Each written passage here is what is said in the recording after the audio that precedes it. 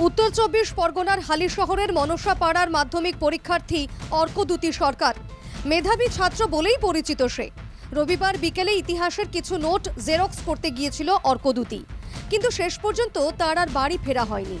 পরিবারের আশঙ্কা, মেধাবী ছেলে অর্কদ্যুতি যাতে পরীক্ষা দিতে না পারে তার জন্য কেউ তাকে আটকে রেখেছে।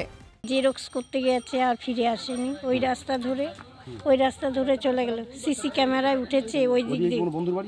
না বন্ধু তেমন, স্যার বন্ধু কারোর সঙ্গে তেমন একটা গুরুত্ব বেরিয়ে যে গেল, এবার চলে এলো না, তাহলে নিশ্চয়ই হয়তো কেউ আটকে রেখেছে। এটাই মনের থেকে একটা হচ্ছে যে হয়তো কেউ আটকে রেখেছে। পরীক্ষাটা ভালো ছেলে বলে হয়তো পরীক্ষা দিতে পারলো না, দিতে দেবে না। পরিবারের তরফে হালিশহর থানায় অভিযোগ দায়ের করা হয়েছে। তবে ঘটনার পর দুদিন কেটে গেলেও অর্কদ্যুতির কোনো হদিশ মেলেনি।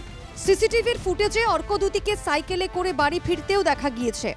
পরে তো সিসিটিভি ফুটেজে পরের দিন দেখি যে ও ওখান দিয়ে ওই দোকানটার সিসিটিভি ফুটেজে যে ও শনি মন্দির দিয়ে ঢুকে বাড়ি ঢুকবে তো এইদিকে ও সোজা বেরিয়ে চলে গেছে। ওই বাড়িটার সিসিটিভি ফুটেজে দেখা গেছে ও সোজা বেরিয়ে চলে গেছে।